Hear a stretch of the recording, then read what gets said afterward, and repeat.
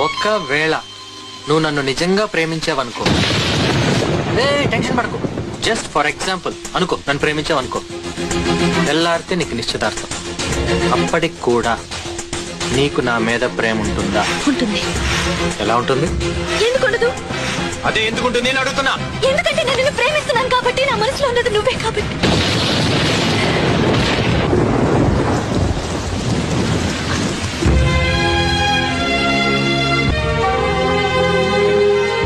ఇదేగా నీ మనసు?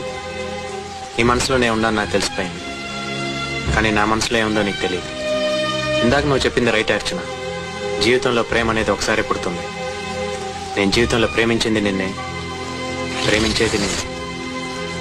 100 అబద్ధాలు ఆడైనా ఒక పెళ్లి చేయమన్నారు, కానీ నేను ఒక అబద్ధం ఆడి పెళ్లి ఆపాలనుకున్నాను.